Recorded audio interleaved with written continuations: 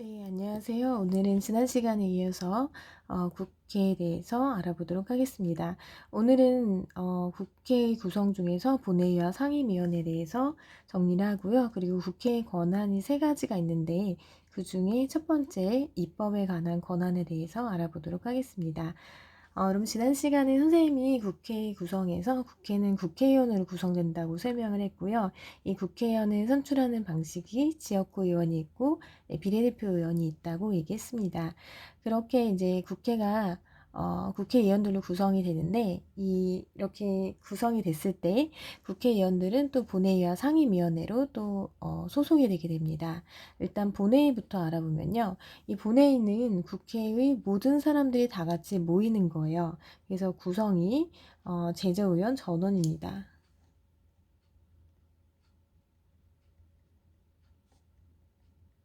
선생님이 이제 우리나라 국회의원은 300명이라고 했는데요. 그 사람들이 다 같이 모여서 하는 것이 본회의입니다. 이 본회의는 국회의 어떤 최종적인 의사를 결정하는 역할을 합니다. 그래서 국회의 최종적인 의사를 결정합니다.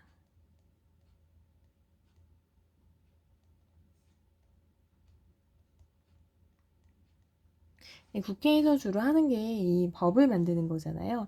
그래서 이 법을 최종적으로 통과시킬지 말지 이런 것들이 다 본회의에서 결정이 된다고 보시면 됩니다. 이 본회의 운영 방식이 두 가지가 있는데요. 일단 정기적으로 열리는 정기회가 있고요. 그 다음에 수시로 열리는 임시회가 있습니다.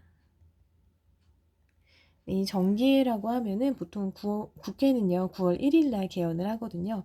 그래서 9월부터 12월까지는 국회가 무조건 여는 기간이에요. 그래서 이때 이제 국회가 열리면 본회의가 열리면 정기회라고 하고요. 임시회는 다른 기간에 필요할 경우에 수시로 열리면 우리가 임시회다 이렇게 얘기를 합니다. 그 다음에 두 번째로 상임위원회에 대해서 알아보도록 하겠습니다.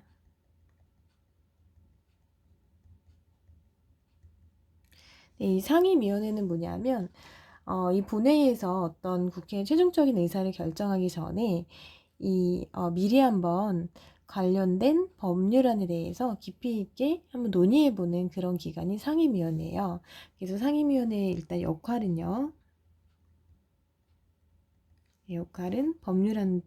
주로 이제 법률안인데 다른 안건도 있어요. 그래서 법률안 등 어떤 안건을 심의하는 그런 기구입니다.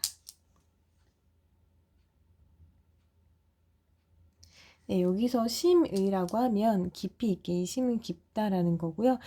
이거는 논의한다라는 뜻이에요. 그러니까 깊이 있게 그것에 대해서 얘기해 보는 게 상임위원회입니다. 이 상임위원회는 국회 총 16개로 구성이 돼 있어요.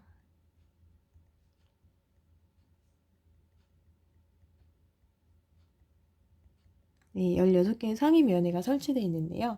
예를 들어서 선생님이 지난 시간에 비례대표 얘기하면서 어떤 전문성을 갖춘 사람을 국회의원으로 만들어서 어떤 법률안을 전문적으로 만드는 데 기여하게끔 한다고 했는데, 예를 들어서 뭐 군인 출신의 국회의원이 있다. 그러면 이런 사람들은 가장 관련된 뭐 국방위원회 이런 데 배치가 돼요.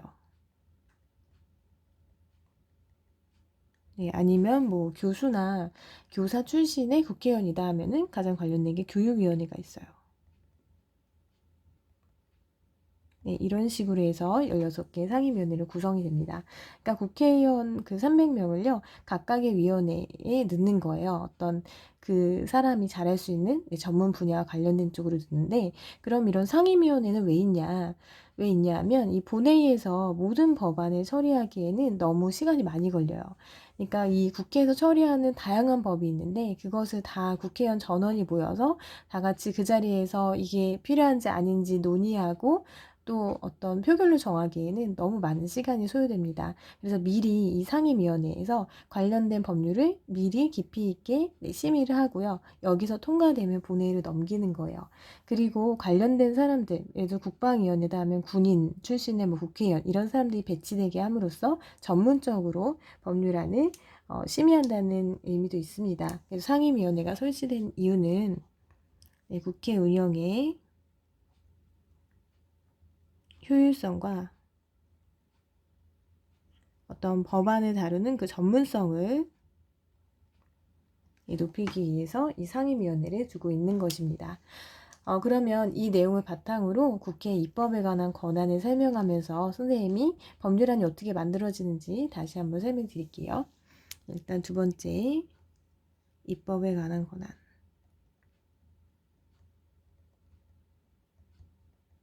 네, 여러분 입법이라고 하면 말 그대로 법을 만드는 건데요. 이 중에서 가장 중요한 거는 국회가 만드는 법률이에요.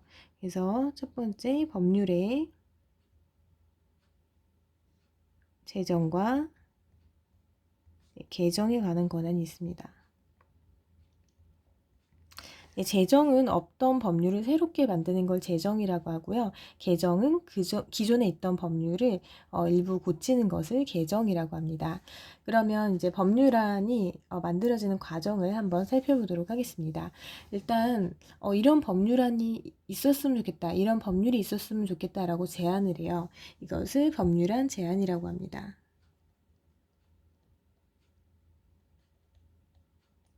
그러면 이 법률안 제안은 누가 하냐면요. 당연히 국회의원이 하겠죠.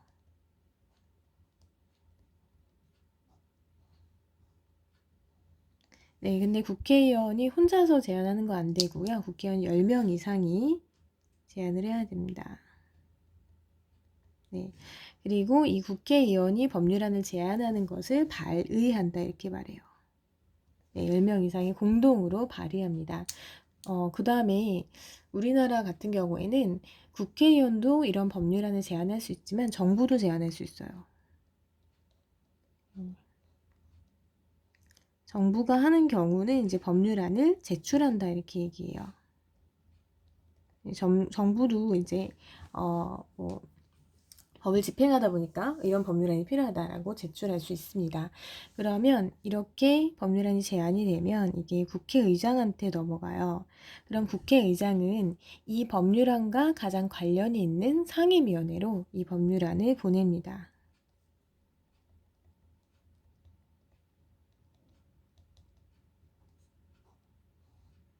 네, 아까 선생님이 설명드렸죠. 그래서 예를 들어서 뭐 교육과 관련된 법률안이다 이러면 교육위원회를 보내는 거예요. 그럼 상임위원회에서는 이 법률안을 깊이 있게 논의하죠. 깊이 있게 논의하는 것을 우리가 심의라고 했습니다. 상임위원회에서는 법률안을 심의합니다. 그리고 이 상임위원회로 법률안이 넘어가는 것을 회부된다 이렇게 말해요. 회부한다. 그래서 상임위원회에서 그 법률안을 깊이 있게 보니까 정말 필요한 법률안이다 이러면 본회의로 넘겨요. 네, 본회의로 넘어가는데 이렇게 상임위원회에서 본회의로 넘어가는 과정을 상정이라고 합니다. 그래서 법률안이 본회의에 상정됐다 이렇게 말해요. 그러면 본회의에서는 이제 최종적으로 이 법률안을 통과시킬지 말지를 결정해요. 이것을 의결이라고 합니다. 의결. 그래서 이 법률안이 통과될 수도 있고 통과되지 않을 수도 있어요. 근데 이 법률안이 통과가 되면은 그걸 이제 가결이라고 하거든요. 법률안이 가결되면 법률 누구한테 가냐면 대통령에게 갑니다. 그러면 이 대통령은 이런 법률이 이제 생겼습니다라고 널리 알리는데 이것을 공포라고 합니다. 널리 알리다라는 의미예요. 법률을 이제 공포하는 거죠. 그러면 여기서 살펴볼 게 이 본회의에서 이 법률안이 통과되기 위한 그 정족수가 있어요. 이것을 일반 의결 정족수라고 하는데요.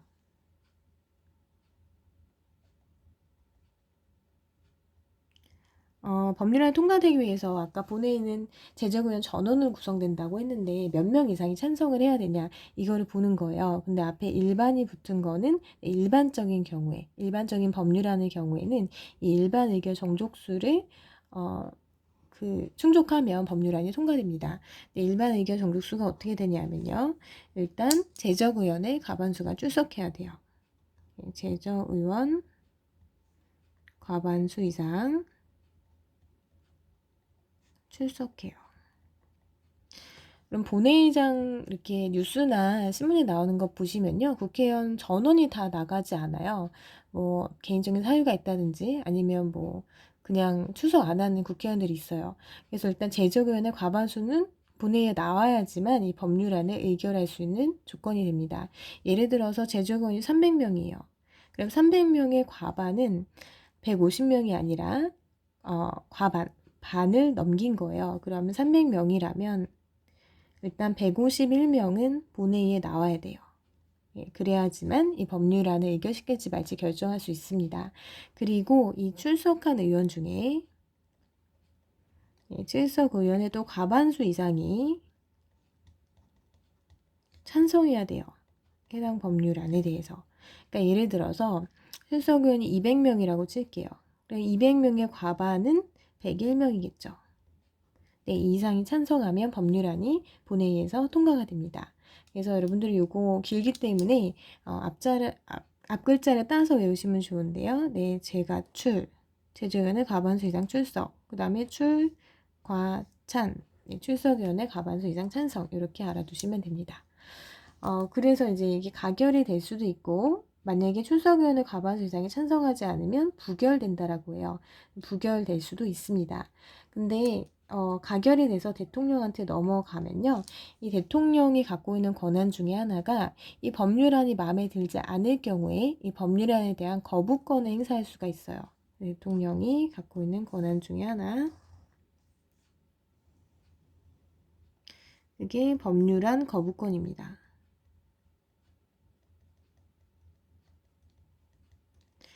근데 실제로 우리나라의 경우에 대통령의 임기 중에 대통령이 법률안 거부권을 행사하는 경우는 거의 없습니다. 왜냐하면 이거는 정말 어떤 최후의 수단이라고 보시면 돼요. 이 대통령에게 이런 법률안 거부권을 주는 이유는 대통령은 국회 소속이 아니에요. 입법부 소속이 아니라 행정부 소속이거든요.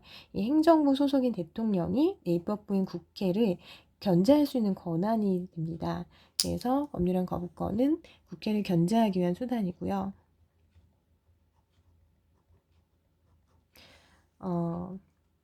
이 법률안 거부권은 굉장히 예외적으로만 행사가 되고 법률안 거부권이 행사가 되면 이제 국회의원들이 굉장히 반발이 심합니다. 우리 국회를 지금 무시한 거냐, 국민의 대표인 이러면서 반발이 심하기 때문에 거의 행사되지 않습니다.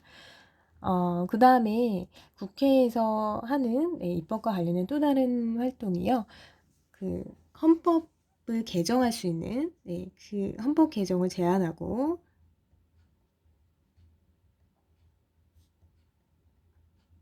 그리고 의결할 수 있는 권한이 있습니다. 네, 헌법은 우리나라의 최고법인데요. 이 최고법인 헌법을 바꾸자라고 국회에서 제안하고요. 그 다음에 본회의에서 이거를 의결할 수 있는 권한이 있어요. 근데 헌법을 바꿀 때는 이 일반 의결 정족수가 적용이 되는 게 아니라 조금 더 많은 국회의원의 찬성이 필요해요. 그래서 헌법이 의결되기 위한 정족수는 제적의원의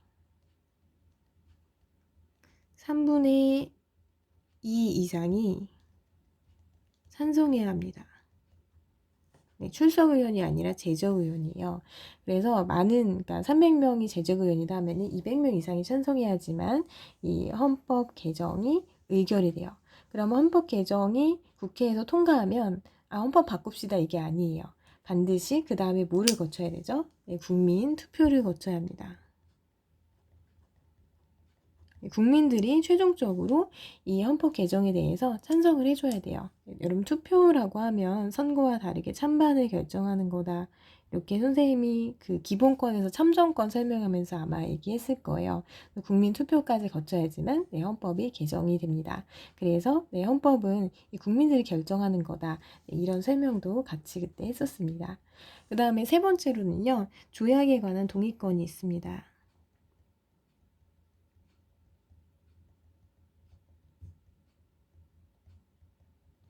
네, 이 조약은 외국과 체결하는 건데요.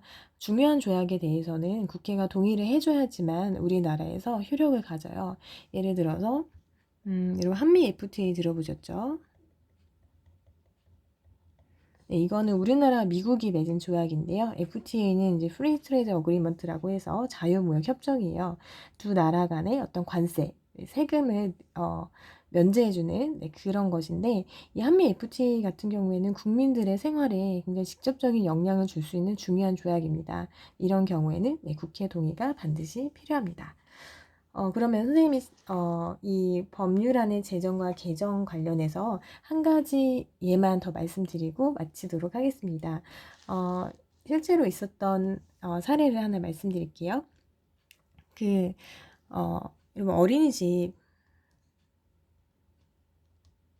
지금 CCTV가 의무 설치가 돼 있어요.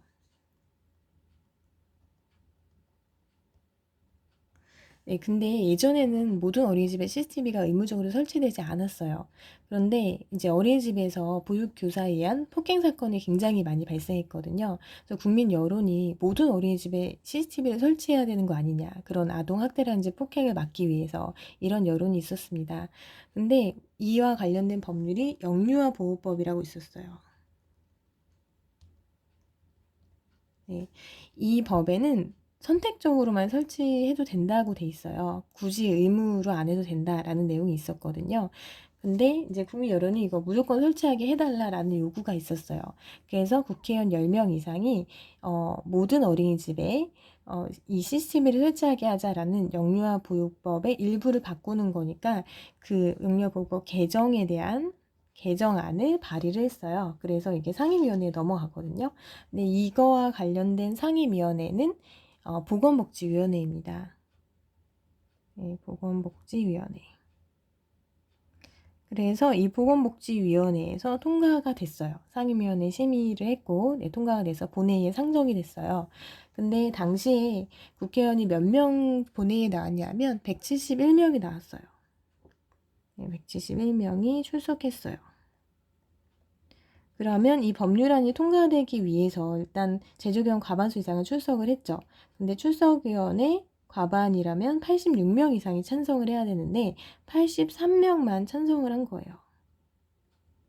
그러면 이런 경우에는 법률안이 통과되지 못하겠죠. 가결이 아니라 법률안이 그래서 부결됐습니다. 네.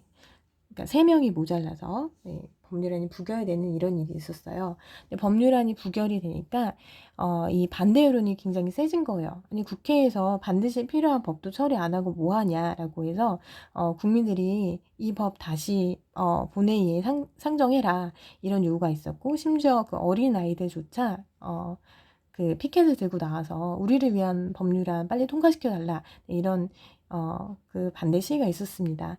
그래서 이 국회에서 이때는 부결이 됐지만 그 다음 회기 때는 다시 발의해서 통과가 됐고요. 지금은 그래서 모든 어린이집에 CCTV 설치가 의무입니다. 네, 그래서 이런 영유아 보육법 개정과 관련해서 예를 들어서 다시 한번 설명드렸고요. 오늘 수업이 꽤 길었기 때문에 과제는 따로 내지 않겠습니다. 수고하셨습니다.